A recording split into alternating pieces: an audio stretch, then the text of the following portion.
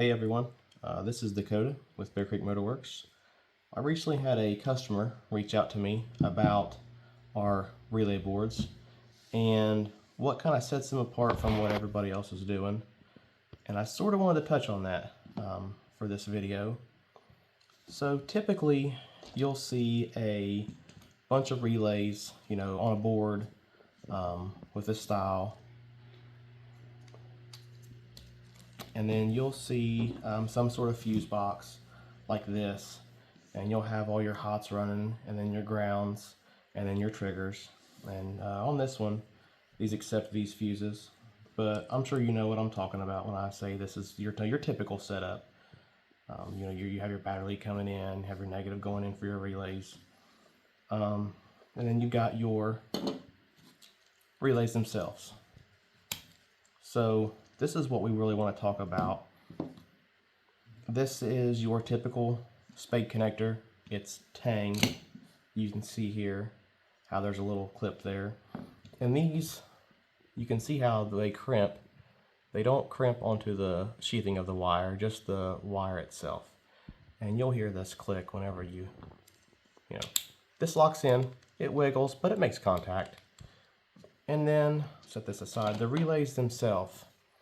Okay, this is a standard 4-pin relay. This one here doesn't have a flyback resistor inside of it, but they're not potted. You can take a screwdriver or this pick and flip and take this cover off, and you'll see the magnet in here. And that's sort of the standard for just a typical automotive relay. But this is really what we like to do, and I think this is what makes our stuff stand out. These are a 5-pin micro relay. You'll see that they are potted inside. So these are sealed from the factory. They have flyback resistors built in for your EFI applications. And these are several dollars each. You can pick up these and these holders, through eBay or Amazon. You can get 100 of them for $10. They're cheap, but they work. These are several dollars each. These are good for 1 million cycles through the manufacturer. And this is how we install them. So you have one of our boards. This is an Eaton 5 relay board. And then here's the wire and terminals we use. So you can really see how they're crimped. And then you flip it over, it's got a secondary crimp that crimps the sheathing and the seal together. So I'll go ahead and demonstrate real fast. We'll put one of these together so you can hear it click as well.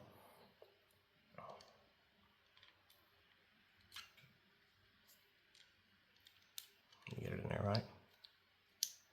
So essentially, you've got your fuse goes in, and then your relay, and it takes none of the wires that you had to have for that whole big board. Like, this is the same size as this with all the relays intact. There's a seal around this, the box goes to it, it seals. This is nice. It's what we strive for. Everything's sealed, so it's a nicer setup, and this holds 5 relays and 10 fuses. And this is the mount for this one. This is actually a customer's of ours that I've started on. And then there's options for these. You've got this style of mount that can actually hold an additional relay if the 5's not enough, giving you 7. And then if that's not enough, we have the larger one that can hold up to 20 relays. Like, this is limitless. We can do just about anything you want with one of these. There's several options.